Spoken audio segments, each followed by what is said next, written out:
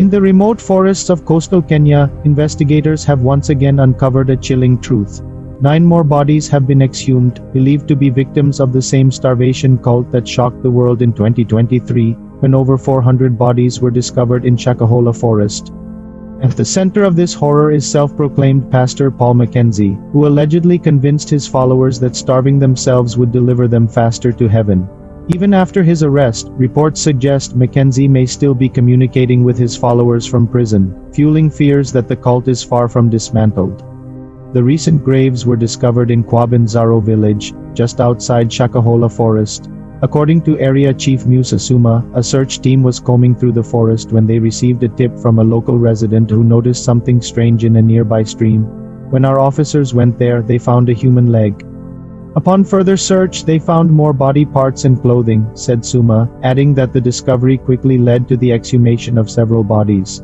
By the time the sun set on Wednesday, forensic teams had recovered 9 bodies from 3 different sites. Some of the bodies were fresh, buried only weeks ago, while others had been decomposing for much longer.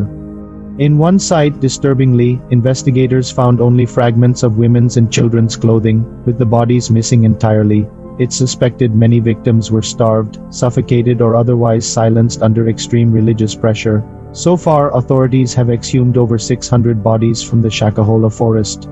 But with 18 more graves slated for exhumation, the true scale of the tragedy remains unknown. Among those recently arrested was Mackenzie's wife, Rodamwana Mwangi, and a close associate, Ezekiel Ambeta. They are among 9 suspects who appeared in court on Tuesday, with prosecutors demanding more time to present their case.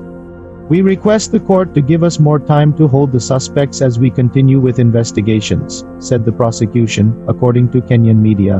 We want to know the role each of them played in the alleged crimes. However, defense attorneys argued against further detention without substantial evidence. There is no need to continue detaining our clients. The prosecution has not given us a concrete reason to keep them longer, said a lawyer representing Mwanamwanji.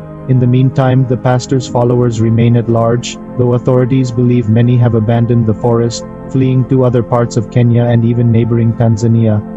Intelligence reports suggest Mackenzie may still be directing his followers from prison, where he is serving a 10-year sentence for radicalizing his congregation. It is alleged that the pastor has been communicating via coded messages delivered by his wife and other accomplices. He is telling them to flee and hide in different parts of the country, said one official involved in the investigation. We believe he wants his followers to disappear before we can gather all of them for questioning.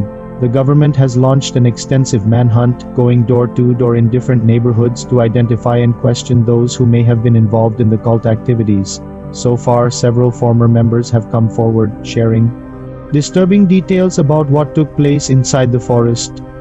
One former member, Mario Yango, told the BBC that women were routinely raped inside the forest. I saw a lot of women being defiled. We were forced to participate. If you refused, you were severely punished, she said. Meanwhile, families of those still missing have pleaded with authorities to do more to find their loved ones. We understand the government is doing its best, but we want them to speed up the investigation so that we can find our children, said one distraught mother. The Shakahola massacre has become one of the darkest modern cult tragedies in history. It is a haunting reminder of how dangerous blind devotion can become, as Kenya's government continues its investigation. The world waits for answers. How could something like this happen? And why are similar tragedies seemingly on the rise around the globe?